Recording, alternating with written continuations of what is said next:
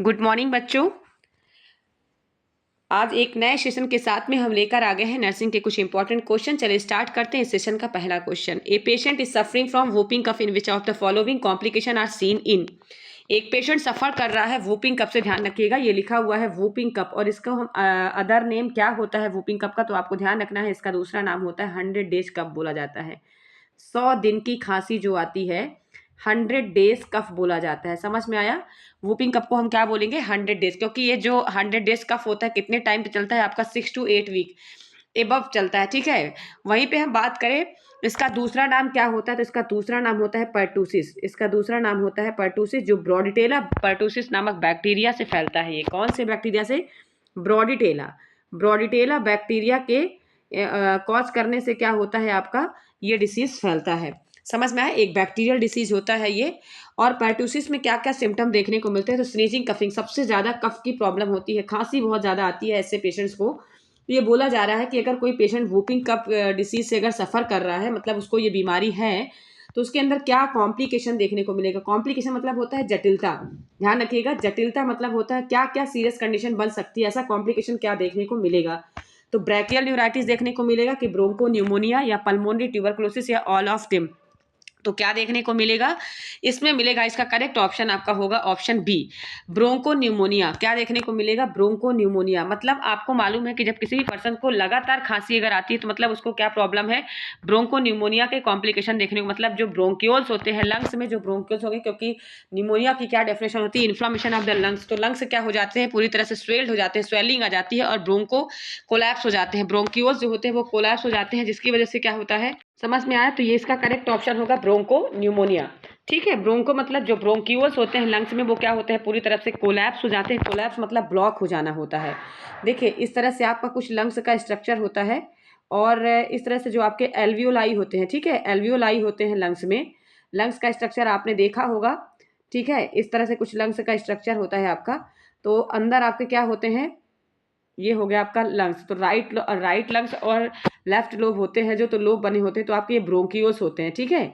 Bronchioles का work क्या होता है, जब जैसे कि मान लीजिए कि ब्रोंकियोल्स जो होते हैं जब आप सांस लेते हो, ठीक है, इंस्पायरेशन टाइडल वॉल्यूम जो होती है, इंस्पायरेशन और एक्सपायरेशन जो रेट होता है, तो ब्रोंकियोल्स से क्या होते हैं आपके इनहेल जब होते हैं तो आपका ब्रोंकियोल्स क्या होगा, उनका वर्क होता है कि ऑक्सीजन लेना और CO2 को छोड़ना, ठीक है। ऑक्सीजन को लेना और CO2 को छोड़ना किसका काम होता है, ब्रोंकियोल्स का। तो अगर मान लीजिए कि ब्रोंकियोल्स कोलैप्स हो गए, मान लीजिए वहां पे फ्लूइड का कलेक्शन हो गया या वाटर का कलेक्शन हो गया, तो आपका ब्रोंकियोल्स प्रॉपर तरीके से क्या होगा, वर्क नहीं कर रहा है, जिसकी वजह से क्या होगा कि आपको सांस लेने में दिक्कत होगी, प्रॉब्लम होगी, ठीक है।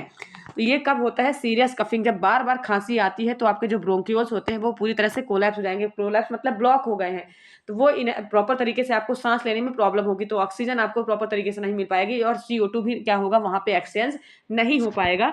तो ब्रोंको निमोनिया की कंडीशन देखने को मिलती है वूपिंग कफ में। यहाँ पे एक ऑप्शन दिया है ब्रैकियल न्यूराइटिस पल्मोनरी ट्यूबरकुलोसिस, तो पल्मोनरी ट्यूबरकुलोसिस से नहीं होता है आपका।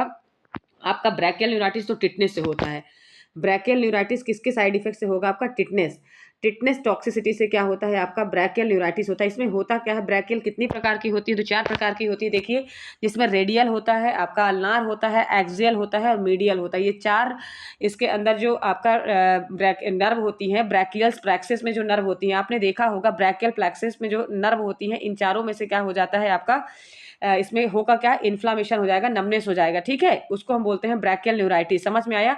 और ये टिटनेस वैक्सीन को जब हम देते हैं तब ये कंडीशन देखने को मिलती है। समझ में आया? टिटनेस वैक्सीन को देने के बाद क्या होती है, टिटनेस वैक्सीन की वजह से होता है। समझ में आया? तो ये किसका साइड इफेक्ट की वजह से होता है, टिटनेस वैक्सीन के लिए ब्रैकियल न्यूराइटिस होता है। और ब्रैकियल न्यूराइटिस होता कब है, तो आपने पढ़ा होगा सर्वाइकल वर्टिब्रा, जिसमें सर्वाइकल वर्टिब्रा कहाँ से लेकर, तो C7 से लेकर आपका T1 तक, कहाँ तक होता है आपका ब्रैकियल प्लेक्सिस, तो ध्यान रखिएगा C7 से लेकर आपका कहाँ तक होगा, जैसे C8 हो गया, C9 हो गया, आपका टोटल कितना होता है, C1 से लेके C8 तक होगा। कितना होगा ये, C1 से लेके C8 तक, तो C8 तक होगा, ध्यान रखिएगा। जो आपका C1 से लेकर सर्वाइकल आपने वर्टिब्रा देखा है, तो C1 से लेकर C8 और T1 तक, T1 भी थोरैसिक वर्टिब्रा भी इन्वॉल्व रहता है, ये होता है आपका क्या, ब्रैकियल प्लेक्सिस। अब इसमें कौन कौन सी नर्व होती है तो ध्यान रखिएगा, तो होती है आपकी ब्रैकियल, रेडियल, अल्नार और मीडियल, 4 नर्व होती हैं जिसमें क्या हो जाता है, इन्फ्लामेशन होने की वजह से वो पैरालाइज हो जाती हैं। समझ में आया? और ये पैरालिसिस की कंडीशन टिटनेस वैक्सीन को देने की वजह से होता है, उसका साइड इफेक्ट होता है। सभी में नहीं होता है लेकिन कुछ कुछ मोस्ट ऑफ द कॉमन ये टिटनेस वैक्सीन देने को क्या होता है, ये कंडीशन क्रिएट होती है। समझ में आया? चलिए नेक्स्ट क्वेश्चन हम देखेंगे। विच of the following is the mode transmission of rubella? Rubella जो डिसीज होती है उसका ट्रांसमिशन का रीजन क्या है? तो रूबेला डिसीज भी आपको मालूम होना चाहिए कि रूबेला जैसे कि मीजल्स हो गया, रूबेला का दूसरा नाम होता है जर्मन मीजल्स। रूबेला का दूसरा नाम क्या होता है? German measles. और जर्मन मीजल्स इसका दूसरा एक और नाम होता है 3 डे डिसीज भी बोलते हैं इसको। हम क्या बोलते हैं? 3 डे डिसीज। जैसे 100 डेज कफ आपने देखा था, किसको बोला जाता है? पर्टूसिस को बोला जाता है। इसको 3 दिन की बीमारी बोलते हैं। 3 डे डिसीज किसको बोला जाता है? रूबेला को। और इसका दूसरा नाम जर्मन मीजल्स के नाम से भी इसको जानते हैं, ध्यान रखिएगा। इसका दूसरा नाम क्या है? German measles. ठीक है, समझ में आया? वहीं पे हम बात करें जो आपका ये किसकी वजह से फैलता है, तो डायरेक्ट कांटेक्ट, एयरबॉर्न ड्रॉपलेट या फोमिट्स या फीको ओरल। तो किसकी वजह से फैलता है आपका? Airborne droplet. सभी को मालूम है कि ड्रॉपलेट मतलब होता है जब आप स्नीजिंग, कभी मान लीजिए कि ये पर्सन है, ठीक है, और ये पर्सन खांसता है यहाँ पे, तो ड्रॉप करके ये दूसरा पर्सन है, नेक्स्ट पर्सन है, तो उसके वो भी इनहेल कर रहा है, तो सांस के माध्यम से, मतलब जब वो खांसता है तो वो जो ड्रॉप होती है, सलाइवा जो होता है, तो वो सलाइवा किसके थ्रू फैलता है? खींचने और खांसने और छींकने की वजह से जब स्नीजिंग कफिंग की प्रॉब्लम होती है तो एक पर्सन से दूसरे पर्सन में क्या होता है, ये ट्रांसमिट होता है। इसको हम बोलते हैं ड्रॉप। कैसा जाता है? ड्रॉप करके, तो इसलिए इसका नाम पड़ा है एयरबॉर्न ड्रॉपलेट। तो ये रूबेला जो डिसीज होती है किसके थ्रू फैलती है? आपकी एयरबॉर्न ड्रॉपलेट इन्फेक्शन होता है, जो कि टोगोविरिडाई फैमिली, आरएनए ग्रुप का टोगोविरिडाई फैमिली से फैलता है आपका रूबेला डिसीज। समझ में आया? रूबेला डिसीज किससे फैलता है? आपका आरएनए वायरस से फैलता है, ठीक है। और ये जो रैप्डो वायरस होता है, रूबेला डिसीज जो कॉज होता है किससे होता है? रैप्डो वायरस से। समझ में आया? और जर्मन मीजल्स इसको हम बोलते हैं। और स्पेशली रूप से एक चीज़ और ध्यान रखिएगा कि कॉन्जेनाइटली रूबेला जो देखने को मिलता है, सीआरएस जिसका नाम होता है, शॉर्टनेस हम बोलते हैं सीआरएस, कॉन्जेनाइटली रूबेला सिंड्रोम। कॉन्जेनाइटल मतलब होता है कि एट बर्थ, मतलब एट बर्थ जब बच्चे में रूबेला प्रेजेंट होता है, कॉन्जेनाइटली अगर देखने को मिलता है तो वो कब देखने को मिलता है? 11 वीक में। ध्यान, प्रेगनेंसी का 11 वीक रहता है, लेस देन 11 वीक। सबसे ज़्यादा अगर चांसेस रूबेला में रहते हैं जैसे बच्चे से मदर में, तो वो चांसेस कब रहता है? सबसे ज़्यादा 11 वीक में। 11 वीक की प्रेगनेंसी में, फर्स्ट ट्राइमेस्टर, सेकंड ट्राइमेस्टर और थर्ड ट्राइमेस्टर। आपने ट्राइमेस्टर पढ़ा होगा। फर्स्ट ट्राइमेस्टर जो कि 3 मंथ का होता है आपका, सेकंड ट्राइमेस्टर भी आपका 6 मंथ का हो गया, और 9 मंथ का होता है आपका थर्ड ट्राइमेस्टर। तो ये हो गया आपका 9 मंथ, ठीक है। तो आपको मालूम होना चाहिए कि आपका 12 वीक से लेकर आपका 1 से लेकर 12 वीक तक कितना होता है आपका फर्स्ट ट्राइमेस्टर, 12 से 20 तक क्या होता है आपका 6 ट्राइमेस्टर होता है। उसके बाद आपका 20 से एबव जो होता है वो किस में जाता है आपका थर्ड ट्राइमेस्टर में। तो बोला जा रहा है कि फर्स्ट ट्राइमेस्टर में जो रूबेला का कंडीशन है, रूबेला जो डिसीज है, वो सबसे ज़्यादा फैलने के चांसेस रहते हैं। और इसमें जो डिसीज होती है, रूबेला डिसीज जो मदर से जाकर बच्चे में फैलता है, ध्यान रखिएगा, जो मदर से जाकर बच्चे में फैलता है वो कितना चांसेस रहते हैं उसके। तो इसमें देखो, कैटरैक्ट होने का प्रॉब्लम रहता है, बच्चा बहरा भी हो सकता है रूबेला इन्फेक्शन होने का। और सबसे ज़्यादा चांसेस कहाँ पे रहेंगे? 90% चांसेस रहता है। ध्यान रखिएगा, कितने परसेंट चांसेस रहेंगे रूबेला के? 11 वीक में रूबेला के 90, अगर माँ को अगर रूबेला हो रहा है तो बच्चे में जो इन्फेक्शन रूबेला का होने का चांसेस रहता है फर्स्ट ट्राइमेस्टर में, तो कितना रहता है? 90%। ध्यान रखिएगा। वहीं पे हम बात करें सेकंड ट्राइमेस्टर और थर्ड ट्राइमेस्टर में, तो सेकंड ट्राइमेस्टर में ज़्यादा चांसेस नहीं रहते, केवल आपका 35% रहेगा। उसके बाद थर्ड ट्राइमेस्टर में फिर चांसेस हो जाता है मिनिमम आपका 58 या 60% चांसेस हो जाते हैं आपके थर्ड ट्राइमेस्टर में। समझ में आया? 60%। लेकिन देखिए, इसमें 90% सबसे ज़्यादा चांसेस तो फर्स्ट में रहते हैं, लेकिन जो सेकंड और थर्ड ट्राइमेस्टर होता है उसमें माँ को सबसे ज़्यादा अफेक्ट करता है। किसको करता है? माँ को। बच्चे को इतना अफेक्ट नहीं करता है। किसको अफेक्ट करता है रूबेला इन्फेक्शन? माँ को अफेक्ट करेगा। समझ में आया? तो 11 वीक की अगर कम की प्रेगनेंसी है तो उसमें सबसे ज़्यादा रूबेला का जो इन्फेक्शन देखने को मिलता है, जर्मन मीजल्स का इन्फेक्शन जो देखने को मिलता है, तो किसमें देखने को मिलता है? बच्चे में देखने को मिलता है। और इसको 3 डे डिसीज के नाम से भी जानते हैं। समझ में आया? वहीं पे हम बात करें डायरेक्ट कांटेक्ट में होता है, जैसे कि मान लीजिए टचिंग द स्किन इन्फेक्शन हो गया आपका, ठीक है। ऐसा जो इन्फेक्शन होता है थ्रू द ब्लड के थ्रू अगर फैलता है तो वो किसके थ्रू फैलता है? जैसे कि नीडल और सिरिंज के थ्रू, एचआईवी वगैरह हो गया तो किसके द्वारा फैलता है? आपका डायरेक्ट कांटेक्ट से फैलता है।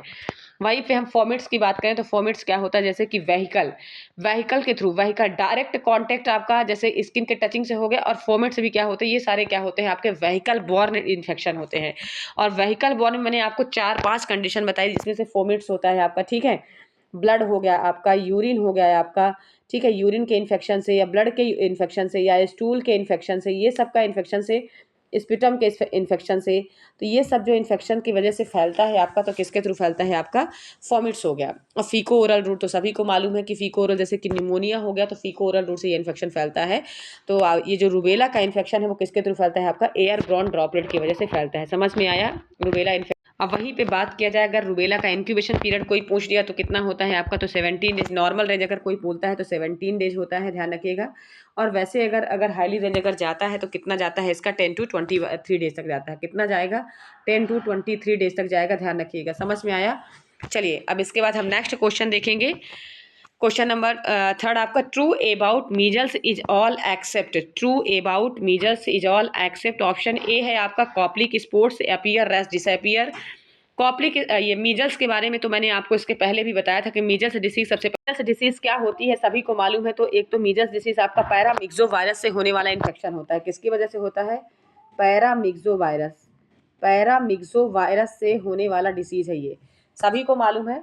ठीक है, पैरामिक्सो वायरस से होने वाला डिसीज है आपका, जो कि ये इसका इंक्यूबेशन पीरियड की बात करें तो कितना होता है आपका, 14 to 16 डेज। जो 16 डेज का आपका ड्यूरेशन होता है, मतलब 16 नहीं बोलेंगे इसमें हम, वन। तो मीजल्स डिसीज आपका पैरामिक्सो वायरस से होता है। वहाँ पे अगर इसका इंक्यूबेशन पीरियड की बात करें तो 10 to 14 डेज होता है, ध्यान रखिएगा। कितना होगा, 10 to 14 डेज। जो कि प्रोड्रोमल स्टेज होता है आपका 14 डेज। प्रोड्रोमल जो स्टेज होता है वो 14 डेज होता है।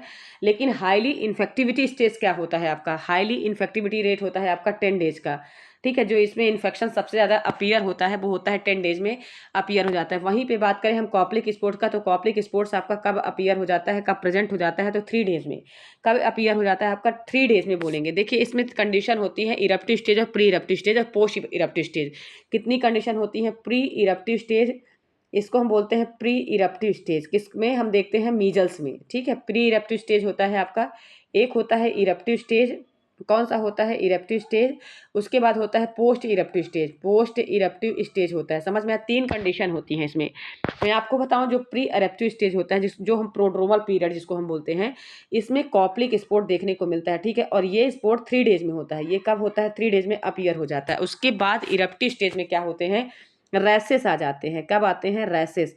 और रैसेस क्या हो गए आपका, 3 to 7 डेज में।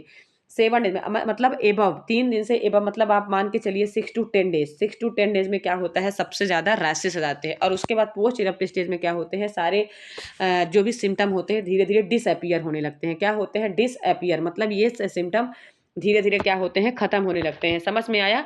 तो इसमें बोला गया है कि जो मीजल्स डिसीज है, मीजल्स डिसीज की 3 कंडीशन मैंने आपको बताई, pre eruptive stage and post eruptive stage. तो प्री इरप्टिव स्टेज में तो सबसे पहले कॉप्लिक स्पॉट होता है, जो कि 3 दिन में देखने को मिलता है, और रैसेस भी आपका 10 डेज में देखने को मिलता है। लेकिन यहाँ पे क्या पूछा गया है कि ट्रू, सभी इसके बारे में सही है लेकिन एक गलत है। तो देखिए इसमें कॉप्लिक स्पॉट तो अपीयर बताया, लेकिन रैसेस क्या बता दिया, डिसअपीयर। तो रैसेस डिसअपीयर थोड़ी होता है, रैसेस डिसअपीयर नहीं होता है। ड्यूरिंग मीजल्स के टाइम पे रैसेस क्या होते हैं, अपीयर होते हैं, प्रेजेंट रहते हैं। इसलिए इसका क्या होता है आपका, ये करेक्ट नहीं माना जाएगा, ये गलत है आपका। यहाँ पे prevented both active and passive vaccine, तो ये तो सही है देखिए, लेकिन ये रॉन्ग है आपका फर्स्ट वाला। ओटाइटिस मीडिया होता है, मैंने आपको कल के सेशन मैंने आपको क्लास में बताया था कि जो जो मीजल्स होता है उसका मोस्ट कॉमन जो कॉम्प्लिकेशन होता है वो होता है ओटाइटिस मीडिया। यहाँ पे टीबी नहीं, यहाँ पे टीबी होगा। TB is regulate in the post measles. तो मीजल्स के बाद क्या टीबी रेगुलेट होती है, तो हाँ ये भी सही बात है कि टीबी किसके बाद रेगुलेट होती है, एग्रुएटेड होती है इन पोस्ट मीजल्स। अगर मीजल्स हुआ है किसी भी पेशेंट को तो टीबी उसमें एग्रुएटेड हो सकती है, क्योंकि अभी टीबी भी क्या होता है, एक बैक्टीरियल डिसीज है, जो कि किससे डिसीज होता है, आपका रिस्पायरेटरी सिस्टम को अफेक्ट करता है। तो मीजल्स डिसीज भी क्या करती है, आपके रिस्पायरेटरी सिस्टम को अफेक्ट करती है। और सबसे पहले मीजल्स डिसीज में कहाँ से इन्फेक्शन स्टार्ट होता है, तो इंट्रा ऑक्यूलर रीजन में होता है आपका, रेटिकुलम ऑफ ऑक्यूलर रीजन, मतलब कान के पीछे से। कान के पीछे से क्या होते हैं, रैसेस आपके स्टार्ट हो जाते हैं होना, और जाके आपका बक्कल म्यूकोसा, मतलब अंदर टीथ के नीचे जो प्री मोलार एरियाज होता है वहाँ पे क्या होता है आपका, छोटे छोटे स्पोर्ट बन जाते हैं, उसको हम बोलते हैं कॉप्लिक स्पोर्ट। समझ में आया। तो देखिए इसमें पूछा गया है कि मीजल्स की जो कंडीशन होती है, तो मीजल्स की कंडीशन मैंने आपको बताया कि इसका इंक्यूबेशन पीरियड कब होता है आपका, 10 to 14 डेज। और 10 to 14 डेज के अंदर में क्या होता है, कॉप्लिक स्पोर्ट्स और आपका रैसेस प्रेजेंट रहते हैं। रैसेस खत्म कब होता है, पोस्ट, मतलब जब प्रॉपर तरीके से मीजल्स ठीक हो जाता है किसी पर्सन में, तब रैसेस क्या होते हैं, डिसअपियर होते हैं। तो इसका करेक्ट ऑप्शन ये रॉन्ग होगा आपका, ये गलत होगा। मतलब इसके लिए ये ट्रू नहीं है। समझ में आया? तो इसका करेक्ट ऑप्शन होगा ऑप्शन ए। समझ में आया? इसका करेक्ट ऑप्शन होगा ऑप्शन ए। बाकी सारे आंसर क्या है इसके सही हैं। और ये जो आंसर दिया हुआ है आपका कॉप्लिक स्पॉट अपीयर एंड वैसे डिसअपीयर, तो ये क्या है आपका रॉन्ग आंसर है। समझ में आ गया होगा आपको। इसके बाद हम नेक्स्ट क्वेश्चन देखेंगे। All are true. चलिए नेक्स्ट क्वेश्चन हम देखेंगे। All are true regarding measles vaccine except. आपका मीजल्स वैक्सीन के लिए सारे ऑप्शन इसमें से सही हैं, बाकी एक को छोड़कर। तो freeze dried live attenuated vaccine, ठीक है, freeze dried live attenuated vaccine, क्या हम फ्रीज में रखते हैं, उसको ड्राई करके रखते हैं लाइव एटेन्यूएटेड वैक्सीन को। आपका मीजल्स जो वैक्सीन है तो सभी को मालूम है कि मीजल्स वैक्सीन क्या होता है, आपका लाइव वैक्सीन होता है, ये सबको मालूम है, ठीक है। मीजल्स क्या होता है मैंने आपको इसके पहले ही बताया था। लाइव वैक्सीन के जो टाइप्स होते हैं तो कौन कौन से होते हैं आपके लाइव वैक्सीन के टाइप। तो मीजल्स हो गया आपका, बीसीजी हो गया, ठीक है, बीसीजी हो गया आपका, ठीक है, टाइफाइड टाइफी ओरल हो गया, टाइफाइड ओरल जो हम देते हैं वो होता है आपका लाइव वैक्सीन, ठीक है। और इसके बाद जितने भी आपका ये लाइव वैक्सीन इसके अंडर में आते हैं तो इसमें पूछा जा रहा है कि जो मीजल्स वैक्सीन है उसके लिए क्या सही नहीं है, true regarding measles vaccine except एक को छोड़कर। नेक्स्ट बताया गया है सिंगल डोज। सिंगल डोज जो हम देते हैं क्या 0.5 ml देते हैं, is occasionally associated with toxic shock syndrome करता है क्या, कॉन्ट्राइंडिकेटेड इन प्रेगनेंसी, क्या यह कॉन्ट्राइंडिकेट होता है। तो ये कॉन्ट्राइंडिकेटेड इन प्रेगनेंसी, प्रेगनेंसी में क्या कॉन्ट्राइंडिकेटेड होती है क्या मीजल्स वैक्सीन। तो ये तो सभी को मालूम है कि लाइव वैक्सीन आपका कॉन्ट्राइंडिकेटेड होती है, ये भी बात सही है, ये भी करेक्ट है आपका। सिंगल डोज नहीं देते हैं, ध्यान रखिएगा। इसमें से जो फ्रीज करते हैं dried live vaccine attenuated vaccine को, तो ये भी बात करेक्ट है क्योंकि ड्राई इसमें बताया गया। वेट सबसे पहले तो आपको ध्यान देना है कि जब वेट अगर लिखा होता तो ये जो बात होती तो वो क्या होता है, इसका मिस्टेक होता, लेकिन ड्राई है मतलब लाइव एटेन्यूएटेड वैक्सीन को हमेशा हम ड्राई करके रखते हैं, फिर इसको हम डाइल्यूट करते हैं। सभी को मालूम है, जैसे डिस्टिल वाटर से हम क्या करते हैं, मीजल्स को डाइल्यूट करते हैं, सभी को मालूम है ना। और जो आपका बीसीजी वैक्सीन हो गया हम उसको नॉर्मल सलाइन में करते हैं। समझ में आ गया। तो freeze dried live attenuated vaccine को उसको हम फ्रीजिंग करके रखते हैं, लाइव एटेन्यूएटेड वैक्सीन को। सिंगल IM डोज लगाते हैं, नहीं लगाते हैं, इसमें 2 डोज लगाते हैं, ध्यान रखिएगा। 2 डोज लगते हैं सबक्यूटेनियस के। कितने डोज लगते हैं, 2 डोज लगते हैं आपके मीजल्स के, 2 डोज लगते हैं इसमें। और कब लगता है, सबक्यूटेनियस लगता है, अपर आर्म में लगता है 0.5 ml। कितना लगता है, ये तो डोज तो सही दिया हुआ है लेकिन जो डोज बताया गया है सिंगल बताया गया, तो सिंगल नहीं आपका डोज लगता है। और IM नहीं लगता है, ध्यान रखिएगा। IM जो इंट्रामस्कुलर दिया है IM नहीं लगता है, ये भी गलत है आपका। तो ये लगता है सबक्यूटेनियस। क्या कौन से रूट में लगता है, सबक्यूटेनियस लगता है 0.5 ml। आपका क्या लगता है, मीजल्स वैक्सीन लगता है। और मीजल्स वैक्सीन सभी को मालूम है कब लगता है, तो 9 मंथ में लगता है। कब लगता है ये, 9 मंथ में। समझ में आया, 9 मंथ में क्या होता है, मीजल्स वैक्सीन लगता है। और इसके साथ में 9 मंथ के साथ में हम विटामिन ए भी देते हैं, ये आपको मालूम है। विटामिन ए का जो फर्स्ट डोज लगता है तो 9 मंथ में ही लगता है। सॉरी, जो वैक्सीन मतलब विटामिन ए जो सप्लीमेंटेशन दिया जाता है बच्चे को, तो कब देते हैं, कितना हम देते हैं उसको, 1 लाख इंटरनेशनल यूनिट दी जाती है बच्चे को। वो कब देते हैं, 9 मंथ मीजल्स वैक्सीन के साथ में ही देते हैं। और आपको ये भी ध्यान रखना है कि जब मान लीजिए कि किस कंडीशन में हम बच्चे को 9 मंथ से पहले दे सकते हैं, तो 9 मंथ से पहले हम उसको 6 to 9 मंथ भी दे सकते हैं। कब, किस कंडीशन में, जब बच्चा माल नरिश हो। जब बच्चा माल नरिश हो उस कंडीशन पे भी हम क्या कर सकते हैं, बच्चे को मीजल्स वैक्सीन दे सकते हैं, लेकिन उसमें कंडीशन होगी तभी आप दोगे, नहीं तो उसका साइड इफेक्ट होगा, ठीक है। समझ में आया, उसका साइड इफेक्ट देखने को मिलेगा। तो जब बच्चा किसमें हो, माल नरिश हो, या तो फिर कोई इपिडेमियोलॉजी मतलब इपिडेमिक कंडीशन क्रिएट हो, मतलब उस एरिया में बहुत ज़्यादा मीजल्स डिसीज से ग्रसित है लोग, या मान लीजिए किसी भी कम्युनिटी एरिया में मीजल्स डिसीज बहुत ज़्यादा फैली हुई है, तो उस कंडीशन में आप क्या कर सकते हो, वैक्सीन अगर आपको लगाना है, क्योंकि वहाँ पे आपको हर्ड इम्यूनिटी क्या करना है, तैयार करनी होती है कम्युनिटी के अंदर, हर्ड इम्यूनिटी, ताकि इंक्रीज हो रेजिस्टेंस पावर ऑफ डिसीज पे, हर कम्युनिटी मेंबर में क्या हो, उस डिसीज को पूरी तरह से उसको प्रिवेंट करना हो। तो उस कंडीशन पे हम क्या कर सकते हैं, epidemic condition in the measles, जब मीजल्स की कोई इपिडेमिक कंडीशन अगर कम्युनिटी के अंदर देखने को मिलती है, तो उस कंडीशन पे आप क्या कर सकते हो, वैक्सीन दे सकते हो। समझ में आया। तो इसका करेक्ट ऑप्शन होगा ऑप्शन बी। देखिए फ्रीजिंग भी करते हैं, ये भी बात करेक्ट है इसका। ओकेशनली टॉक्सिक शॉक सिंड्रोम करता है आपका, ओकेशनली क्या करता है आपका जो मीजल्स वैक्सीन होता है वो क्या सिम्टम क्रिएट करेगा वहाँ पे, तो टॉक्सिक शॉक सिंड्रोम करता है, जिसमें से मैंने आपको बताया था जैसे ओटाइटिस मीडिया वगैरह होगा, ये किसमें होता है आपका, मीजल्स का साइड इफेक्ट, मीजल्स वैक्सीन देने का जो साइड इफेक्ट देखने मिलता है वो मिलता है आपका टॉक्सिक शॉक सिंड्रोम। समझ में आया, टॉक्सिसिटी देखने को मिलती है, समझ में आया, टॉक्सिक शॉक। और कॉन्ट्राइंडिकेटेड इन प्रेगनेंसी, तो प्रेगनेंसी में तो मोस्ट ऑफ द जितनी भी वैक्सीन होती है वो सभी क्या होती है प्रेगनेंसी में, टीटी को छोड़कर, टिटनेस वैक्सीन, टॉक्साइड वैक्सीन को छोड़कर क्या होती है, सभी लाइव वैक्सीन आपकी क्या होती सकती हैं प्रेगनेंसी में, कॉन्ट्रा इंडिकेटेड होती हैं, ध्यान रखिएगा। समझ में आया? चलिए नेक्स्ट क्वेश्चन देखेंगे हम। A child with pertussis should be isolated for, child with pertussis, अभी इसके पहले हमने आपको पर्टूसिस डिसीज के बारे में बताया, जिसमें से एक बार हम फिर रिवीजन कर दे रहे हैं। आप लोग इसको बार बार पढ़िए, क्योंकि देखिए आपका जो सीएचओ का एग्जाम, जिन बच्चों का सीएचओ का एग्जाम होने वाला है, उनमें से मोस्ट ऑफ द ये क्वेश्चन पूछे जा सकते हैं, इसलिए हम बार बार कम्युनिटी के क्वेश्चन को हम रिपीट कर रहे हैं। तो पर्टूसिस होती है 100 डेज, ये तो अभी बताया हमने। 100 डेज जो कफ होता है उसको हम क्या बोलते हैं? पर्टूसिस बोलते हैं। वूपिंग कफ एक दूसरा नाम होता है, वूपिंग कफ। और ब्रोडेटेला पर्टूसिस से होने वाला ये इन्फेक्शन होता है, ब्रोडेटेला बैक्टीरिया जो होता है उससे होने वाला ये इन्फेक्शन होता है। पूछा जा रहा है कि एक बच्चा है, अगर उसको ब्रोडेटेला पर्टूसिस डिसीज हुई है तो उसको हम कितने दिन तक हम आइसोलेट कर सकते हैं? आइसोलेट मैंने आपको बताया था कि जब तक उसकी इन्फेक्टिविटी रेट रहेगी। इन्फेक्टिविटी रेट मतलब क्या होता है कि मान लीजिए किसी भी बच्चे को इन्फेक्शन पर्टूसिस डिसीज का हुआ है तो 7 डेज से लेकर 14 डेज तक है, ठीक है। 14 डेज तक अगर उसका इंक्यूबेशन पीरियड है तो कितने वीक तक आएगा? तो उसको आपको ध्यान देना है कि अगर 20 वीक तक अगर 20 डेज तक है कि 1 मंथ तक है, जितने दिन तक है तो उसको क्या करना है? आपको आइसोलेट करना है। जब तक उसका इन्फेक्शन रहेगा उस डिसीज का, तब तक आपको क्या करना है? उसको आइसोलेट करके रखना है। तो child with pertussis should be isolated for 1 to 2 week, 2 to 4 week, या 3 to 4 6 या 4 to 6 वीक। कितने वीक तक हम क्या कर सकते हैं? उसको आइसोलेट कर सकते हैं, ये आपको बताना है। तो इसका करेक्ट ऑप्शन क्या होगा? इसका करेक्ट ऑप्शन आपका इसमें ऑप्शन ए होगा, ठीक है। इसका करेक्ट ऑप्शन होगा, देखिए ए नहीं, इसका करेक्ट ऑप्शन है आपका ऑप्शन सी, 3 to 4 वीक। हमने 14 आपको बताया, जब 14 डेज है आपको, तो आपको सोचना चाहिए, आपको मतलब ये भी थोड़ा सा लॉजिक लगाना है कि 14 डेज अगर जा रहा है तो कितने वीक तक उसको आइसोलेट करना, जब तक उसका इन्फेक्शन रेट रहेगा। वो तो हो गया इंक्यूबेशन पीरियड की, मतलब इस टाइम तक उसका रेंज होता है, लेकिन इन्फेक्शन जब तक रहेगा उसको, तब तक बच्चे को क्या करना है? आइसोलेट करना है। तो बच्चे को हमको कितने टाइम तक आइसोलेट करके रखना है? 3 to 4 वीक। मैं आपको एक कंडीशन इसमें बताती हूँ। जो इसका साइनम सिम्टम होता है, क्लिनिकल स्टेज हम जो बोलते हैं इसका पर्टूसिस का, तो कितने कंडीशन होते हैं? तो 3 कंडीशन होते हैं, मैं आपको बताती हूँ। तो सबसे पहला जो कंडीशन होता है कैटारल अटैक, इसको हम बोलते हैं catarrhal attack. Catarrhal catarrhal attack इसको बोलते हैं, ध्यान रखिएगा। क्या बोलेंगे? कैटारल अटैक, ठीक है। कैटारल अटैक फर्स्ट होता है आपका, जिसमें से कॉमन साइन देखने को केवल मिलता है, ठीक है।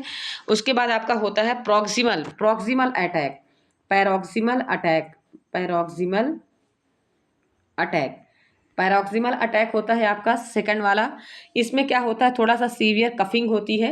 देन इसके बाद होता है कन्वर्जेंट अटैक। इसके बाद क्या होता है आपका? Convergent attack. लास्ट वाला होता है कन्वर्जेंट अटैक। मतलब कन्वर्जेंट किसको हम बोलते हैं? ऐसा अटैक जिसमें से सीजर वगैरह आना स्टार्ट हो जाते हैं, मतलब हाईली अगर इन्फेक्शन होगा तो कन्वर्जेंट अटैक आना स्टार्ट हो जाएगा। और सीवियर कफिंग किसमें होती है? तो आपका सेकंड वाले अटैक में आता है। पैरोक्सिमल जो अटैक आता है किसमें होता है? इसमें सीवियर कफिंग होती है, मतलब बच्चे को बहुत ज़्यादा कफ क्या होता है, और ये यही कफिंग जो होती है वो कितना होता है आपका? 3 to 4 वीक होता है। समझ में आया? जो आपका ये जो कफिंग वाली स्टेज होती है, सीवियर जो कफिंग की प्रॉब्लम आती है, किसमें होती है? आपकी 3 to 4 वीक, ठीक है। ये पैरोक्सिमल जो होता है वो कितना जाएगा? 3 to 4 वीक में क्या होती है? उसको सीवियर कफिंग होती है। समझ में आया? तो ये सारे क्लिनिकल स्टेज होते हैं किसके? आपके पर्टूसिस डिसीज के होते हैं। जिसमें जो बच्चे का रीजन बताया गया है, जो सिम्टम देखने को, सबसे पहले तो कॉमन साइन देखने को मिलता है कि मान लीजिए कि नॉर्मल साइन उसको देखने को मिलेगा, बॉडी एक होगी, ठीक है। थोड़ा बहुत उसको कफ होगा, नोज उसका डिस्चार्ज होगा, तो मतलब थोड़ा सा सिम्टम दिखेगा। लेकिन जब सीवियर रूप से उसको कफिंग हो रही है, उसको लगातार खांसी आ रही है, उसकी खांसी ठीक नहीं हो रही है, तो वो किस में जाएगा? आपका बच्चे को उस कंडीशन पे हमको क्या करना होगा? आइसोलेट करना होगा। अगर थोड़ा सा कॉमन साइन अगर देखने को मिलता है तो वहाँ पे आप बच्चे को आइसोलेट नहीं करोगे तो भी कोई प्रॉब्लम नहीं होगी, क्योंकि अगर 1 to 2 वीक का रेशियो है तो वो अपने आप प्रॉपर क्या होता है? ठीक हो जाता है। लेकिन अगर बच्चे को पैरोक्सिमल कंडीशन अगर हो रही है, सीवियर कफिंग की प्रॉब्लम अगर हो रही है, तो बच्चे को क्या करना होगा? हमको आइसोलेट, उस कंडीशन पे हमको बच्चे को क्या करना होता है? आइसोलेट करना होता है। इसका करेक्ट ऑप्शन होगा ऑप्शन सी। चलिए नेक्स्ट क्वेश्चन हम देखते हैं। The neurological condition of DPT are due to, DPT vaccine अगर आप देते हो तो क्या क्या न्यूरोलॉजिकल कंडीशन बन सकती है? तो पर्ट्यूसिस कंपोनेंट, या डिप्थीरिया, टिटनेस, या तो फिर ऑल ऑफ देम। तो क्या देखने को condition? Diphtheria, pertussis, tetanus. DPT सभी को मालूम है, डीपीटी कब कब देते हैं? तो 6 वीक और 10 वीक और 14 वीक्स, ये वीक्स में हम क्या करते हैं? बच्चे को डीपीटी वैक्सीन दिया जाता है। तो बताया जा रहा है कि न्यूरोलॉजिकल कंडीशन कब क्रिएट होती है? तो इसको ध्यान रखना, न्यूरोलॉजिकल कंडीशन क्रिएट होती है पर्ट्यूसिस कंपोनेंट से। किससे होती है, पर्टूसिस।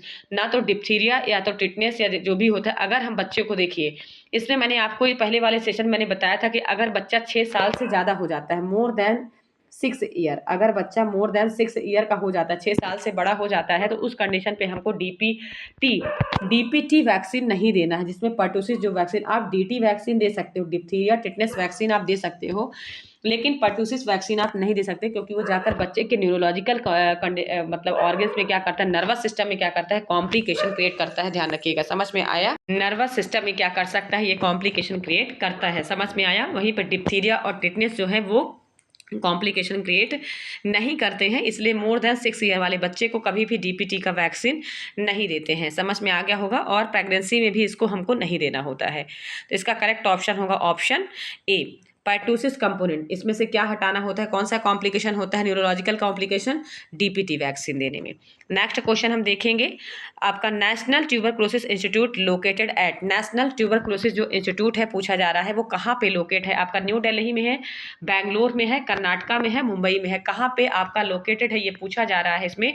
तो नई दिल्ली में है कि आपका बैंगलोर में है, कर्नाटका में है, तो कहाँ पे है, ये बैंगलोर में है। नेशनल ट्यूबरक्लोसिस इंस्टीट्यूट जो है वो कहाँ पे है, आपका बैंगलोर में। यहीं पे अगर पूछ लेता कि नेशनल ट्यूबरक्लोसिस रिसर्च कहाँ है, रिसर्च अगर पूछ लेता कि रिसर्च कहाँ है, तो इसका करेक्ट ऑप्शन हो जाता आपका चेन्नई। इसका करेक्ट ऑप्शन होता चेन्नई। ध्यान रखिएगा, कहाँ पे प्रेजेंट है आपका रिसर्च वाला सेंटर, कहाँ पे है, तो चेन्नई में आपका लोकेटेड है। वहीं पे इंस्टीट्यूट कहाँ है ट्यूबरक्लोसिस का, तो इंस्टीट्यूट जो संस्था है ट्यूबरक्लोसिस की वो कहाँ है, बैंगलोर में। लेकिन जो रिसर्च का काम चलता है, मतलब जहाँ पे बैक्टीरिया वायरस इन सबको देखते हैं, हम उसमें रिसर्च करते हैं, नए नए इवेंट को खोजते हैं, उसका काम कहाँ पे होता है, तो वो होता है आपका चेन्नई में। रिसर्च वाला काम चेन्नई में होता है, और इंस्टीट्यूट कहाँ है, उसका संस्था कहाँ पे है नेशनल ट्यूबरक्लोसिस का, तो वो है आपका दिल्ली में। समझ में आया। इसका करेक्ट ऑप्शन होगा ऑप्शन ए। चलिए नेक्स्ट क्वेश्चन हम देखेंगे, TB multi drug regimen is given to, TB multi drug जो दी जाती है किसके लिए दी जाती है, किसको प्रिवेंट करने के लिए, तो प्रिवेंट रेजिस्टेंस, ब्रॉड स्पेक्ट्रम, या प्रिवेंट साइड इफेक्ट, या नॉन ऑफ दीज। तो टीबी की जो मल्टी ड्रग्स दी जाती है तो किसके लिए दी जाती है, तो ध्यान रखिएगा, इसका करेक्ट ऑप्शन होगा प्रिवेंट रेजिस्टेंस। ठीक है, प्रिवेंट। टीबी जो मल्टी ड्रग दी जाती है किसके लिए दी जाती है, आपने देखा होगा कि बहुत सारे, जैसे कि रिफाम्पिसिन हो गया, जो आप लेप्रोसी में भी यूज़ करते हो, टीबी का जो मल्टी ड्रग आप यूज़ करते हो, तो उसके जब रेजिस्टेंस पावर जब उसका कम हो जाता है तो उस कंडीशन पे क्या करते हो, आप टीबी मल्टी ड्रग का यूज़ करते हो। मैंने आपको बताया था कि जैसे कि MDT multi drug therapy for the leprosy के लिए आप रिफाम्पिसिन यूज़ करते हो। क्यों करते हो, क्योंकि उसका जो इफेक्ट होता है वो कम हो जाता है, उसके रेजिस्टेंस पावर को इंक्रीज करने के लिए हम क्या करते हैं, उसमें और ड्रग कंबाइन करके देते हैं। तो जब उसका रेजिस्टेंस पावर कम होता है तो उस कंडीशन पे हम क्या करते हैं, मल्टी ड्रग थेरेपी यूज करते हैं। तो किसको प्रिवेंट करने के लिए हम करते हैं, रेजिस्टेंस को प्रिवेंट करने के लिए हम क्या करते हैं, टीबी का मल्टी ड्रग रेजिमेन यूज करते हैं, देते हैं। वहां पे ब्रॉड स्पेक्ट्रम और प्रिवेंट साइड इफेक्ट, तो साइड इफेक्ट का कोई रोल ही नहीं है इसमें। और ब्रॉड स्पेक्ट्रम मतलब क्या होता है, एंटीबायोटिक। ध्यान रखिएगा, एंटीबायोटिक को ही हम क्या बोलते हैं, जब हम एंटीबायोटिक देते हैं या कहीं पे भी ये टर्म आता है कि ब्रॉड स्पेक्ट्रम मेडिसिन यूज करना है, तो ब्रॉड स्पेक्ट्रम मतलब होता है एंटीबायोटिक यूज करना है। फॉर एग्जांपल जैसे पेनिसिलिन हो गया, क्या होता है आपका, पेनिसिलिन हो गया फॉर एग्जांपल। ठीक है, एंटीबायोटिक में आपका पेनिसिलिन हो गया, एमॉक्सिसिलिन हो गया, एजिथ्रोमाइसिन, मतलब ये जितने भी, जेंटामाइसिन, ये जितने भी एंटीबायोटिक जो होते हैं वो क्या होते हैं, आपके ब्रॉड स्पेक्ट्रम होते हैं, इनका नाम होता है ब्रॉड स्पेक्ट्रम। तो एंटीबायोटिक के लिए क्या होता है, कौन सा वर्ड टर्म यूज होता है, आपका ब्रॉड स्पेक्ट्रम होता है। समझ में आया। ठीक है, तो इसका करेक्ट ऑप्शन होगा ऑप्शन ए। चलिए नेक्स्ट क्वेश्चन हम देखेंगे, which type of sample can be used is isolate polio virus earliest, किस टाइप का जो सैंपल है वो पोलियो वायरस के लिए जल्दी क्या किया जाता है, आइसोलेट किया जाता है, ऐसा कौन सा सैंपल यूज किया जाता है। तो इसका करेक्ट ऑप्शन क्या होगा आपका, पहला है ऑप्शन स्टूल, ब्लड, थ्रोट, या CSF। तो सभी को मालूम है पोलियो वायरस का, मैंने कल आपको बताया था इसको, अपने पहले वाले सेशन में बताया था कि आपका जो पोलियो वायरस होता है वो कहाँ पे डिटेक्ट किया जाता है, तो स्टूल में। उसका सैंपल हम कहाँ लेते हैं, स्टूल में। और फैलता कैसे है, तो पोलियो वायरस से फैलने वाला होता है, जो पोलियो माइलाइटिस डिसीज होती है, ये मैंने आपको बताया था। और इसमें ये जो पोलियो वायरस जो देखने को मिलता है तो कब मिलता है, तो 8 वीक तक हम इसका सैंपल स्टूल से क्या कर सकते हैं, देख सकते हैं, उसका सैंपल ले सकते हैं जिसमें से पोलियो वायरस क्या होता है, प्रेजेंट होता है।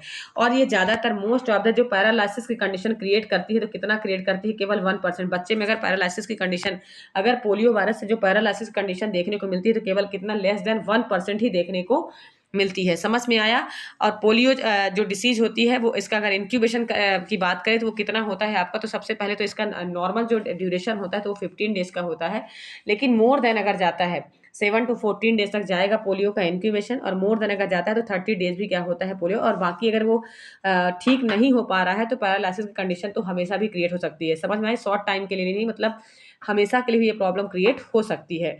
तो जो इसका जो क्वेश्चन है इसमें पूछा क्या गया है कि आइसोलेट पोलियो वायरस। तो जो आइसोलेट, इसका जो सैंपल हम आइसोलेट करते हैं, आइसोलेट मतलब देखना, तो आइसोलेट करने के लिए हम क्या करते हैं, सबसे पहले तो स्टूल कितने वीक तक हम इसको देख सकते हैं, तो कितने वीक तक देखेंगे हम इसको, स्टूल में देखेंगे 8 वीक्स तक।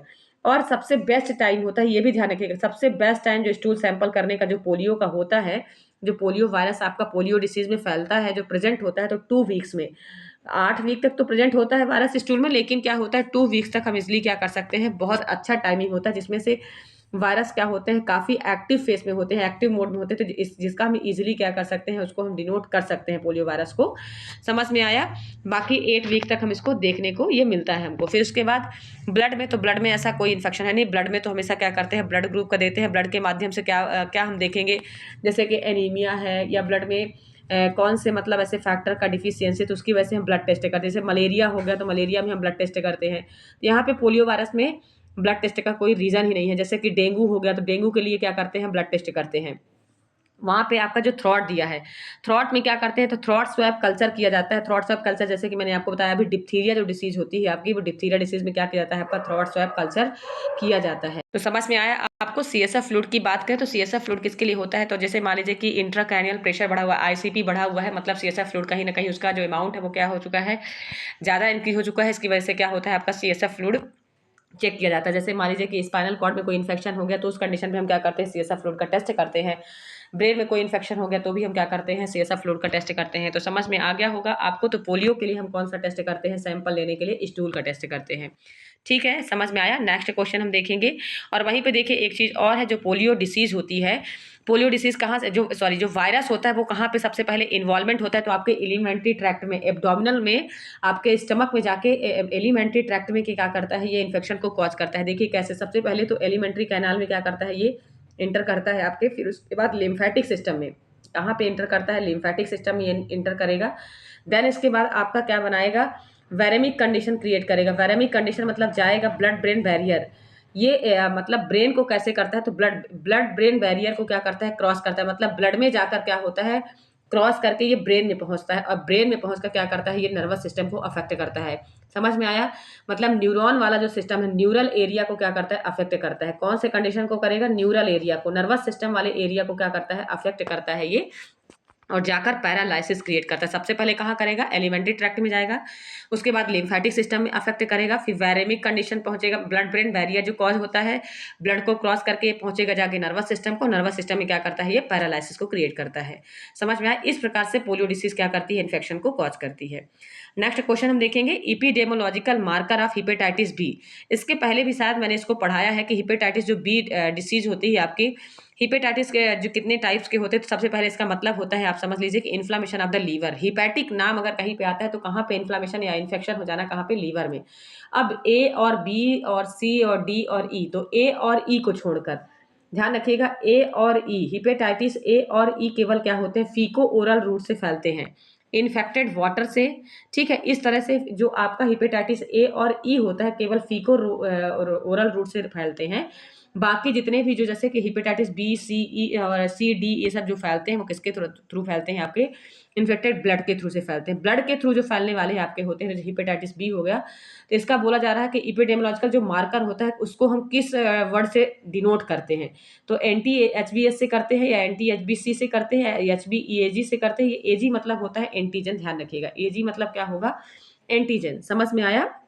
तो ये क्या होता है, इसको हम डिनोट करते हैं एचबीएस एजी से। किससे डिनोट करते हैं, इंपॉर्टेंट फैक्ट होते हैं जो कि मैं आपको इसके बारे में बताऊंगी। जैसे कि हिपेटाइटिस बी जो होता है, हिपेटाइटिस वायरस जो होता है, आपका हिपेटाइटिस बी किससे होता है, तो हिपेडिनो वायरस भी बोलते हैं, ध्यान रखिएगा। हिपेटाइटिस बी वायरस मतलब H B V virus. Hepatitis V virus का दूसरा नाम होता है डिनो वायरस, हिपेडिनो वायरस भी बोलते हैं इसको, ध्यान रखिएगा। इसका दूसरा नाम होता है हिपेडिनो वायरस, ठीक है। और ये इसका इंक्यूबेशन पीरियड कितना रहता है, तो 145 से लेकर 180 डेज तक रहता है। कितने डेज तक रहता है, 45 से लेकर 180 दिन तक रहता है। ये इंपॉर्टेंट कुछ टर्म थे इसके लिए, हेपेटाइटिस बी के लिए। और वहीं पे हम बात करें कि जो आपके इसका जो रेट होता है, इन्फेक्शन का जो रेट होता है, तो कितना, मतलब हेपेटाइटिस जो बी होता है आपका 100 पॉपुलेशन में से कितना फैल सकता है, 30 को अफेक्ट करता है। 30/100 का रेशियो रहेगा। वहीं पे हेपेटाइटिस सी की बात करें, ये तो बी का इन्फेक्शन हो गया, हेपेटाइटिस बी का। वहीं पे हेपेटाइटिस सी की बात करें तो 3 या 5 के रेशियो में केवल 3 to 5 लोगों को ही क्या करेगा, वो अफेक्ट करेगा। समझ में आया। तो ये आपका एंटीजन डिनोट होता है, एंटीजन। समझ में आया। एंटीजन कितने टाइप्स के होते हैं, 3 टाइप्स के होते हैं आपके। एंटीजन भी आपको ध्यान रखेगा, हेपेटाइटिस बी जो एंटीजन बनता है आपकी बॉडी में 3 टाइप से बनता है। तो एक तो एंटीजन का मैं आपको टाइप बता देती हूँ कितने टाइप्स के होते हैं। तो सबसे पहले तो होता है आपका सरफेस एरिया। क्या होता है, सरफेस एरिया को अफेक्ट करता है। दूसरा होता है इन्वेलप, बॉडी के अंदर इंटर करता है। फिर उसके बाद क्या होता है, कोर, इसको हम क्या बोलते हैं, कोर। तो इनकी 3 कंडीशन होती है, 3 टाइप्स के एंटीजन प्रेजेंट होते हैं, ध्यान रखिएगा। तो surface, envelope and core, 3 types के एंटीजन होते हैं। समझ में आया। तो जो हेपेटाइटिस बी होता है उसको हम किस एपिडेमियोलॉजिकल मार्कर से डिनोट करते हैं, जिसका करेक्ट ऑप्शन होगा ऑप्शन ए। ये टर्म है, ध्यान रखिएगा, एपिडेमियोलॉजिकल मार्कर। जैसे कि टर्म आपने हेपेटाइटिस को बी का नाम दे दिया, ए का नाम अलग दे दिया, तो ये इसको हेपेटाइटिस बी को हम कौन से एपिडेमियोलॉजिकल मार्कर से डिनोट करते हैं, तो HBsAg से करते हैं। समझ में आया। HBs समझ में आया, हेपेटाइटिस बी वायरस, और Ag मतलब एंटीजन। समझ में आ गया होगा आप लोगों को। चलिए नेक्स्ट क्वेश्चन हम देखेंगे। The freshly prepared ORS should not be used after. मतलब आप जब ORS जो कंटेन होता है, ORS का फुल फॉर्म क्या होता है, ओरल रिहाइड्रेशन सॉल्यूशन या salt, oral rehydration salt. ORS एक प्रकार का क्या होता है, सॉल्ट। ये भी ध्यान रखिएगा। मान लीजिए कि पूछता है कि ओआरएस क्या होता है, तो एक प्रकार का सॉल्यूशन, या तो फिर ऑप्शन में देता है सॉल्ट, तो आपको सॉल्ट बताना होगा। तो ओआरएस का जो प्रिपरेशन बताया जा रहा है कि ओआरएस अगर आप प्रिपेयर करते हो तो उसमें से आप कितने टाइम तक उसका यूज कर सकते हो फ्रेशली, तो 12 आवर्स तक, 24, 18 या 10 आवर्स तक, कितने टाइम तक आप यूज कर सकते हो, केवल 24 आवर्स तक आप यूज कर सकते हो। इसका करेक्ट ऑप्शन होगा ऑप्शन बी। वहीं पे हम बात करें आपका ओआरएस का जो कंटेन होता है, तो ओआरएस का कंटेन क्या क्या होता है, तो सोडियम सिट्रेट हो गया आपका, क्या क्या होता है, सोडियम सिट्रेट हो गया, सोडियम क्लोराइड हो गया, NaCl हो गया, पोटेशियम क्लोराइड हो गया, ठीक है, और ग्लूकोज होता है। तो कितना कितना पॉइंट होता है, तो 2 पॉइंट आपका 9 हो गया आपका क्या, सोडियम क्लोराइड। फिर 1.5 हो गया आपका क्या, KCl हो गया, सोडियम सिट्रेट हो गया 2 पॉइंट आपका 5, 2.5 किसका हो गया, सोडियम सिट्रेट का। और ग्लूकोज का कितना होता है, 13.5, ध्यान रखिएगा। और टोटल मिलाकर सबसे ज्यादा ग्लूकोज का होता है, और टोटल मिलाकर कितना होता है, 20.5 होता है। सभी का मिलाकर कितना होगा, ये 20.5, ध्यान रखिएगा सभी। देखिए अगर आपको इस तरह में समझ में नहीं आया होगा तो मैं आपको बताती हूँ कि NaCl जैसे कि सोडियम क्लोराइड हो गया, ठीक है, सोडियम क्लोराइड हो गया आपका, ठीक है। सोडियम क्लोराइड कितना होता है आपको मैं बताती हूँ, तो आपको लिखना है 2.6, ठीक है, 6 ग्राम हो गया आपका। फिर उसके बाद पोटेशियम क्लोराइड कितना हो गया, तो आपका होता है 1.5, ठीक है, 1.5 सोडियम क्लोराइड हो गया। फिर सोडियम सिट्रेट कितना हो गया, Na जिसको हम बोलते हैं, उसका फॉर्मूला होता है सोडियम सिट्रेट। सोडियम सिट्रेट कितना होता है, ध्यान रखिएगा, 2.9। लास्ट में जो ग्लूकोज होता है वो होता है 13.5। जब इनको आप पूरा प्लस करोगे तो कितना नॉर्मल रेंज आता है आपका, 20.5 ग्राम होता है आपका क्या, ORS सॉल्यूशन, ठीक है। अब वहीं पे यह इतना ये क्वेश्चन बनता है, इससे मैं इसलिए बता रही हूँ। फिर वहीं पे हम बात करें इसकी टोटल ऑस्मोलैरिटी कितनी होती है, ऑस्मोलैरिटी कितनी होती है, तो सबसे पहले हम बात करें जो सोडियम का होता है, सोडियम क्लोराइड का होता है, तो आपको ध्यान रखना है कितना होती है, ऑस्मोलैरिटी होती है 75। वहीं पे हम बात करें पोटेशियम क्लोराइड का, तो उसकी भी होती है 75। वहीं पे हम बात करें आपका सोडियम सिट्रेट की ऑस्मोलैरिटी होती है 10। समझ में आया। और ग्लूकोज की जो जो पोटेशियम क्लोराइड की उसकी 65 होती है, क्योंकि ग्लूकोज का होता है 75, ध्यान रखिएगा। 65 किसका होता है, पोटेशियम क्लोराइड का। सोडियम सिट्रेट का होता है 10 आपका, और ग्लूकोज का होता है 75, जो मैं अभी आपको बताई हूँ। तो इनको जब चारों को प्लस करोगे तो कितना हो जाएगा आपका, 245 आएगा। प्लस कर लेना जिसको करना है, आप क्लीन अपना अगर नोट्स बना रहे हो तो आप वहाँ पे प्लस कर सकते हो। तो इसकी ऑस्मोलैरिटी है कितना है, अगर कंटेन देखें तो टोटल 20.5 ग्राम आता है total contain, sodium chloride, potassium chloride और सिट्रेट और ग्लूकोज का।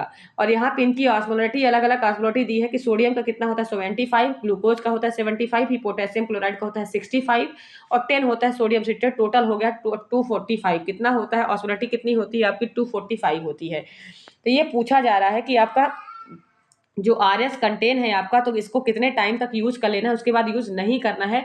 तो 24 आवर्स तक हमको क्या करना है, ORS कंटेन का यूज कर लेना है। इसके बाद हमको ORS कंटेन यूज में आया, इसके बाद ORS कंटेन को फिर यूज नहीं करना है, ध्यान रखिएगा। चलिए नेक्स्ट क्वेश्चन हम देखेंगे। What reaction might occur due to tetanus vaccine? Tetanus vaccine की वजह से क्या क्या रिएक्शन देखने को मिलता है? तो ऑप्शन ए है febrile seizure, brachial neuritis, hypotonic muscles, encephalopathy. क्या क्या रीजन देखने को मिलता है तो आपको बताना होगा। इसका करेक्ट ऑप्शन होगा ब्रैकियल न्यूट्राइटिस, क्योंकि इसके पहले वाले क्वेश्चन मैंने इसको बताया है आपको कि टिटनेस वैक्सीन अगर किसी पर्सन को लगता है तो ब्रैकियल न्यूट्राइटिस होने के चांसेस रहते हैं। और इसमें से आपका जो 5 टाइप प्लेक्सेस होता है मैंने आपको बताया था, जिसमें प्लेक्सेस कौन कौन से होते हैं, तो सर्वाइकल प्लेक्सेस होते हैं, ब्रैकियल प्लेक्सेस होते हैं, लंबार होते हैं, सैक्रम होते हैं, कॉकेक्स होते हैं। कितने प्लेक्सेस होते हैं टोटल? तो टोटल प्लेक्सेस के बारे में आप जान लीजिए। Cervical plexus, brachial plexus, lumbar plexus, sacrum plexus और कॉकेक्स प्लेक्सेस। तो जो ब्रैकियल प्लेक्सेस है ये वाला प्लेक्सेस, ब्रैकियल वाला एरिया हो गया, समझ में आया आपका? कहाँ से लेकर कौन कौन सा एरिया लेकर, तो C1 से लेकर आपका C8 हो गया आपका और T1 हो गया। तो इधर से लेकर आपका टोटल क्या कहलाता है, ब्रैकियल प्लेक्सिस। इस एरिया को कवर करता है वो क्या कहलाता है, ब्रैकियल प्लेक्सिस। तो इनमें जब न्यूराइटिस, आइटिस मतलब होता है इन्फ्लामेशन आ जाना, टिटनेस वैक्सीन की वजह से ब्रैकियल प्लेक्सिस कौन कौन से होते हैं तो ध्यान रखिएगा। मैं आपको टर्म बता देती हूँ, रामू नाम से याद कर लीजिएगा, रामू नाम से याद कर लीजिएगा इसको। रेडियल, एक्सियल, मीडियल, अल्नार, ये 4 प्रकार की क्या होती है आपकी नर्व होती है किसके अंडर में, ये नर्व है किसकी, ब्रैकियल नर्व है, ध्यान रखिएगा ये ब्रैकियल नर्व होती है, ठीक है। ब्रैकियल नर्व जो ब्रैकियल न्यूराइटिस करवा देती है, चारों अल्नार क्या हो जाती है, स्वेल्ड हो जाती है, स्वेलिंग आ जाती है। और ये किसकी वजह से होता है आपका, टिटनेस वैक्सीन का साइड इफेक्ट मतलब रिएक्शन से होता है। फेब्राइल सीजर वगैरह इससे नहीं आता है आपका, मलेरिया वगैरह से फेब्राइल सीजर आता है। हाइपोटोनिक मसल्स तो वो होता है जिसमें क्या होता है आपका, हाइपोटोनिक मतलब जब सॉल्यूशन का आपका मतलब बोला चाहिए कि हाइपोटोनिक सॉल्यूशन का मतलब आप समझते होंगे, यहाँ पे मसल्स की बात है, जब टोनिसिटी ऑफ मसल्स की जो टोनिसिटी है वो कम हो जाती है, मूवमेंट रेट है वो क्या होती है, कम हो जाती है, उसको हम हाइपोटोनिक बोलते हैं। और सॉल्यूशन की बात करें तो हाइपरटोनिक और हाइपोटोनिक तो सभी को मालूम है। इंसेफेलोपैथी मतलब क्या होता है, इलार्जमेंट ऑफ ब्रेन, ब्रेन का जब जो स्ट्रक्चर होता है वो इनलार्ज हो जाता है, ठीक है, एबनॉर्मल कंडीशन हो जाती है ब्रेन की, तो वो इंसेफेलोपैथी कहलाता है। ये कंडीशन मोस्ट ऑफ द कब बनती है इंसेफेलोपैथी की, या तो कोई डिसीज कंडीशन होगा या CSF फ्लूइड का जब ओवर कलेक्शन हो जाता है हेड में, तो कंडीशन क्रिएट होती है आपकी इंसेफेलोपैथी की। तो करेक्ट ऑप्शन समझ में आया, ब्रैकियल न्यूराइटिस किसकी वजह से होता है, टिटनेस वैक्सीन के रिएक्शन से होता है। चलिए नेक्स्ट क्वेश्चन हम देखेंगे। A 5-year-old boy passed 18 loose stool in last 24 hours and vomited twice in the last 4 days. He is irritable but drinking fluid the optimal therapy for the child. एक 5 साल का बच्चा है, क्वेश्चन को पढ़िए, 5 year old, 5 साल का old बच्चा है, पास कर रहा 18 बार, 18 बार उसको स्टूल पास हो चुका है, ठीक है। 24 आवर्स में वो 18 बार मतलब स्टूल पास कर चुका है और वॉमिटिंग भी हो रही है उसको ट्वाइस इन 4 घंटे में 2 बार वो वॉमिटिंग कर रहा है। He is irritable but drinking fluid and optimal therapy for this child, लेकिन पानी तो वो ले रहा है। ड्रिंकिंग फुल ऑप्टिमम लेवल पे जो बच्चे को मतलब थेरेपी देना चाहिए, ट्रीटमेंट देना चाहिए, तो इस कंडीशन में हमको क्या ट्रीटमेंट देना चाहिए, क्योंकि पानी तो वो ले रहा है, ध्यान रखिएगा, पानी पी रहा है, he is it but drinking fluid is optimal therapy, ठीक है। तो बच्चे को हमको क्या देना है, IV फ्लूइड देना होगा, ORS देना होगा या इंट्रावीनस फ्लूइड इनिशियली। देखो यहाँ पे ड्रिंकिंग फ्लूइड इरिटेट हो रहा है, ध्यान, ही इज इरिटेबल, 4 घंटे से वो बच्चा इरिटेट हो मतलब परेशान हो रहा है, बट हमको कौन सा ड्रिंकिंग फ्लूइड, वो बच्चा फ्लूइड भी नहीं ले रहा, ध्यान रखिएगा। यहाँ पे जो मैंने बोला फ्लूइड नहीं ले रहा है, यहाँ पे लिखा है ना कि but drinking fluid the optimal therapy for this child, जो ऑप्शन में दिए गए हैं तो कौन सा ड्रिंकिंग फ्लूइड बच्चे को देना है ऑप्टिमम लेवल पे, ये आपको बताना है। तो 4 घंटे से बच्चा इरिटेट हो रहा है, उसको 2-3 बार वोमिटिंग भी हो चुकी है, 4 आवर्स में उसको 2-3 बार वोमिटिंग हो रही है, ट्वाइस वोमिटिंग जिसको हम बोल रहे हैं, ट्वाइस मतलब होता है 2 बार। और बच्चा मतलब 5 साल से ओल्ड है, ठीक है, 5 साल से बड़ा है बच्चा और 18 बार स्टूल पास आउट हो चुका है, तो उसको कौन सा फ्लूइड देंगे, IV फ्लूइड देंगे, ORS देंगे या इंट्रावीनस फ्लूइड देंगे या प्लेन वाटर एंड शुगर देंगे, तो क्या देंगे हम, इसका करेक्ट ऑप्शन होगा ऑप्शन बी, ORS देंगे। कभी भी समझ लीजिए कि बच्चे को अगर वॉमिटिंग हो रही है या डायरिया का केसेस, आपको दस्त का केसेस अगर आपको देखने को मिलता है, डायरिया अगर लूज मोशन उसको हो रहा है, तो उसको हमेशा हमको क्या देना होता है, ओआरएस। ओआरएस हम क्यों दे सकते हैं, क्योंकि हम प्लेन वाटर भी दे सकते थे, शुगर भी दे सकते थे, लेकिन प्लेन वाटर और शुगर में हमको फुलफिलमेंट ऑफ द जो इलेक्ट्रोलाइट, क्योंकि जब बच्चे को डायरिया हो रहा है तो उसको वाटर के साथ साथ में उसका जो इलेक्ट्रोलाइट है, क्या है, इलेक्ट्रोलाइट उसका इम्बैलेंस हो चुका है, और इलेक्ट्रोलाइट को बैलेंस करने के लिए हमेशा हमको ओआरएस सॉल्यूशन देना होगा, क्योंकि ओआरएस सॉल्यूशन में क्या होते हैं, सारे इलेक्ट्रोलाइट्स क्या होते हैं, प्रेजेंट होते हैं, उसकी जो ऑस्मोलरिटी होती है वो प्रेजेंट होती है बॉडी में, ताकि प्रॉपर तरीके से ऑस्मोलरिटी रेंज जो है वो मेंटेन हो सके, उसको उसके लिए हमको क्या देना होता है, ओआरएस का घोल देना होता है। समझ में आया, ओआरएस का सोल्यूशन हमको क्या करना होता है, बच्चे को देना होता है। हम प्लेन वाटर नहीं देंगे, क्योंकि प्लेन वाटर से बच्चे का केवल थर्स्ट कंडीशन फुलफिल हो सकता है, बच्चे को अगर प्यास लगी होगी तो वो फुलफिलमेंट हो सकता है, लेकिन बच्चे के अंदर जो इलेक्ट्रोलाइट कम हुए हैं, इलेक्ट्रोलाइट फ्लूइड्स जो कम हुए हैं, उसको हमको पूरा करने के लिए क्या देना होगा, ओआरएस सॉल्यूशन देना कंपलसरी है। इसलिए बच्चे को ना तो हमको आईवी फ्लूइड देना है, ना तो प्लेन वाटर देना है, डायरेक्ट हमको ओआरएस सॉल्यूशन उसको देना है। समझ में आया। नेक्स्ट क्वेश्चन हम देखेंगे, drug of choice for the scabies is, कौन सा ड्रग्स हम देते हैं स्कैबीज डिसीज में। तो सबसे पहले आपको बता दें कि स्कैबीज डिसीज क्या होता है। तो स्कैबीज डिसीज आपका कैसा इन्फेक्शन होता है, तो ईच माइट से होता है, ध्यान रखिएगा, किससे होता है, each might say. Scabies disease किससे होता है, ईच माइट बोलते हैं इसको हम।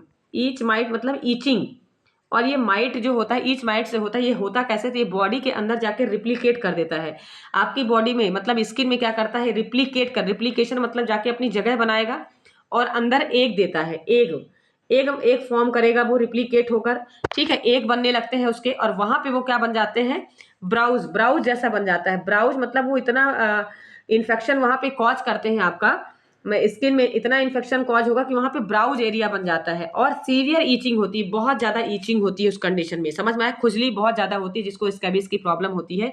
और ये बताया जा रहा है कि इसके लिए हम कौन सा ड्रग्स यूज करेंगे। तो 25% क्या बेंजोड यूज करेंगे, हाइड्रोजन यूज करेंगे, सल्फर ऑइंटमेंट नहीं, इसके लिए हम यूज करेंगे 5% परमेंथिन। इसका करेक्ट ऑप्शन होगा ऑप्शन बी। क्यों यूज करें, क्योंकि ये सबसे ज्यादा टॉक्सिक करता है स्किन में, ध्यान रखिएगा, टॉक्सिक करेगा। स्पेशली रूप से इसको दिन में नहीं लगाया जाता है, इसको नाइट में हम लगाते हैं, और 8 घंटे के बाद इसको हमको मतलब धुलना होता है, मतलब बात करना होता है, नहाना होता है। क्यों, क्योंकि अगर हम नहीं नहाएंगे तो क्या होगा, इसकी टॉक्सिसिटी हमारी बॉडी के अंदर इंटरनल ऑर्गन्स को भी अफेक्ट कर सकती है। इसलिए इसको केवल नाइट में लगाएं, ताकि इधर उधर स्किन में टच ना हो। जिस एरिया में स्कैबीज का इन्फेक्शन हो उस एरिया में हमको उसको लगाना है, और ताकि जो ईच माइट है वो पूरी तरह से क्या हो जाए, डिस्ट्रॉय हो सके। समझ में। और सीवियर ईचिंग होती है, ध्यान रखना।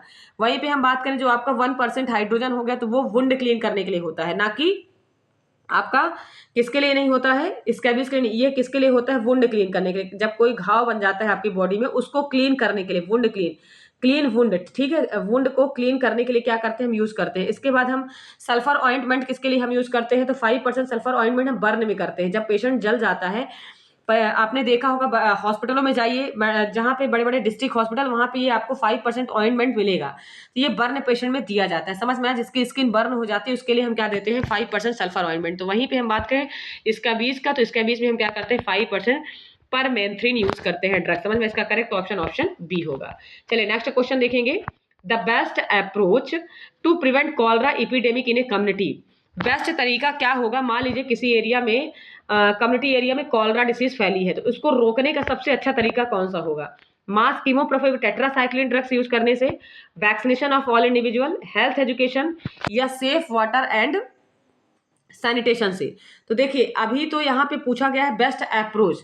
तो वैक्सीन तो हम देखिए सबको तो नहीं दे सकते, कॉलरा की वैक्सीन हम सबको नहीं दे सकते, क्योंकि कॉलरा का वैक्सीन ऑल इंडिविजुअल को देना तो इम्पॉसिबल होगा, क्योंकि बच्चे हो सकता है उस एरिया में, हो सकता है प्रेग्नेंट लेडी भी होंगी, ठीक है। और सबसे बड़ी बात इसमें यह है कि आपको ये भी ध्यान रखना है कि कॉलरा जो डिसीज होती है, कॉलरा डिसीज कैसे फैलती है आपका, तो vibrio cholera disease, vibrio cholera bacteria से फैलती है। समझ में आया, कॉलरा जो डिसीज है विब्रियो कॉलरा डिसीज फैलती है, और ये कहाँ पे जाता है, एलिमेंट्री ट्रैक्ट को इन्फेक्शन कॉज करता है। मैंने इसके पहले वाले सेशन मैंने आपको बताया है, EI टॉक्सिन ये क्रिएट करता है, और सी एम्प को क्या करता है, ये सी एम्प इंटेस्टाइन, जो स्मॉल इंटेस्टाइन होती है उसमें आपका क्या करता है, सी एम्प प्रोसेस को डैमेज कर देता है। इपिथेलियल लेयर होती है स्मॉल इंटेस्टाइन में, सी एम्प मतलब कैंप हम जिसको बोलते हैं, CAMP इसको हम बोलते हैं। और CAMP का फुल फॉर्म मैंने आपको बताया था कि cyclo adenosine monophosphate, mono amino phosphate क्या होता है, ये आपका डैमेज कर देता है। इपिथेलियल लेयर में ये प्रेजेंट होता है, ध्यान रखिएगा, इपिथेलियल लेयर में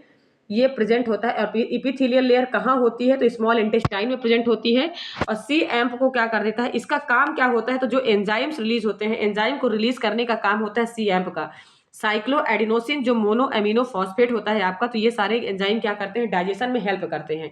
तो जब इसको जाके ये डिस्ट्रॉय कर देता है आपका बैक्टीरिया, जो विब्रियो कॉलरा बैक्टीरिया होता है स्मॉल इंटेस्टाइन के अंदर, जब इसको डिस्ट्रॉय करता है तो सीवियर डायरिया होता है। ध्यान रखिएगा, सीवियर डायरिया होता है इस कंडीशन में। तो यहाँ पे क्या होता है कि राइस वाटर स्टूल पास होता है।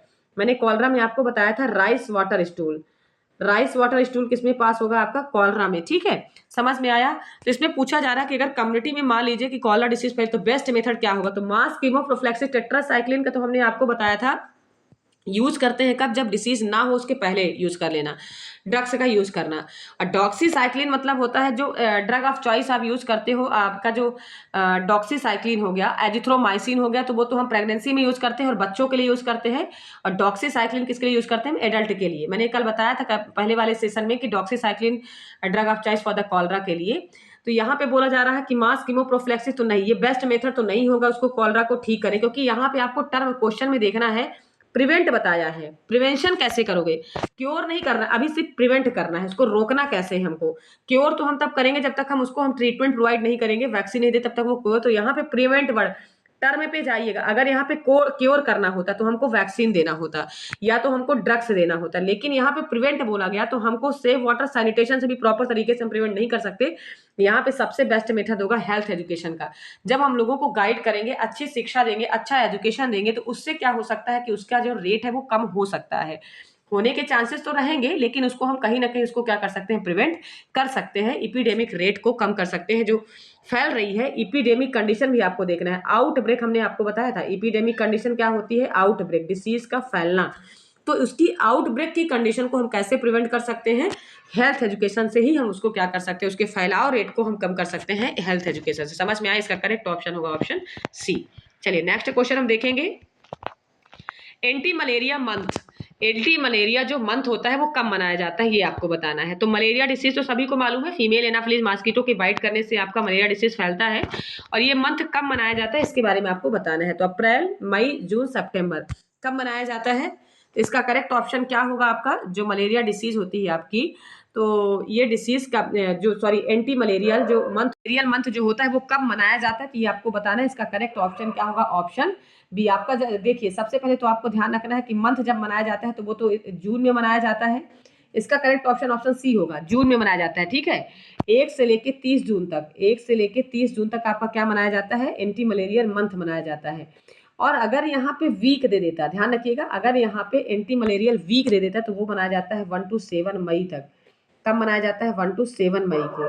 1 से 7 मई के बीच में एंटी मलेरियल आपका क्या मनाया जाता है, 1 to 7 मई को क्या मनाया जाता है आपका, एंटी मलेरियल आपका वीक मनाया जाता है। ठीक है, और ध्यान रखना एक और इम्पॉर्टेंट फैक्ट मैं आपको बताती हूँ, नेशनल मलेरिया कंट्रोल प्रोग्राम कब चलाया गया था, तो 1953 में। ठीक है, कब चलाया गया था, 1953 में। और वहीं पे बोला जाए national malaria control national malaria eradication programme, eradicate कब कर दिया गया था पूरी तरह से इसको, तो इंडिया के अंदर इरेडिकेट कर दिया गया था 1958 में। अब वहीं पे नेशनल मलेरिया कंट्रोल प्रोग्राम कब चलाया गया था, तो 1953 में। ध्यान रखिएगा कब चलाया गया था, 1953 में। समझ में आया, आप लोगों को समझ में आ गया होगा। नेशनल मलेरिया कंट्रोल प्रोग्राम 1953 में 1953 में मनाया गया। नेशनल मलेरिया इरेडिकेशन प्रोग्राम 1958 में चलाया गया। ठीक है, इसको पूरी तरह से इरेडिकेट कर दिया गया इंडिया के अंदर। और एंटी मलेरिया मंथ कब मनाते हैं, तो मंथ मनाते हैं आपके जून में। और मई में क्या मनाते हैं, जून में कब तक, 1 से लेके 30 जून तक चलता है। 1 से 7 मई तक आपका चलेगा क्या, एंटी मलेरियल वीक। समझ में आया। वहीं पे अर्बन मलेरियल स्कीम कब चलाएगी, अर्बन मलेरिया मतलब अर्बन एरियाज में जो स्कीम चलाएगी मलेरिया को कंट्रोल करने का, तो 1971 में चलाया गया। ध्यान रखिएगा, तो ये सारे डेट आप याद करके रखिएगा। चलिए ठीक है, तो इसका करेक्ट ऑप्शन होगा ऑप्शन सी। चलिए आज का सेशन इतना ही। आपको आज का सेशन कैसा लगा, जैसा भी लगा हो आप सबसे ज़्यादा लाइक और शेयर करिए। मतलब जो बच्चे अभी सीएचओ का प्रिपरेशन कर रहे हैं उन तक ये क्वेश्चन पहुंचना चाहिए, और ताकि उनकी तैयारी अच्छी हो सके। क्योंकि जितने भी क्वेश्चन मैं रख रही हूँ अभी कम्युनिटी के ही क्वेश्चन रख रही हूँ, कम्युनिटी से बाहर कोई भी क्वेश्चन अभी इस वाले सेशन में मैं नहीं रख रही हूँ। तो ज़्यादा से ज़्यादा बच्चों को शेयर करिए। और ओबीजी और कम्युनिटी की थ्योरी क्लास अगर लेना है तो मेरे यूट्यूब चैनल पर आप संपर्क करिए और उसमें देखिए, वॉच करिए अगर थ्योरी क्लास भी आपको अटेंड करना है। धन्यवाद। कल नए सेशन के साथ में हम फिर से लेके आएंगे नर्सिंग के कुछ इंपॉर्टेंट क्वेश्चन।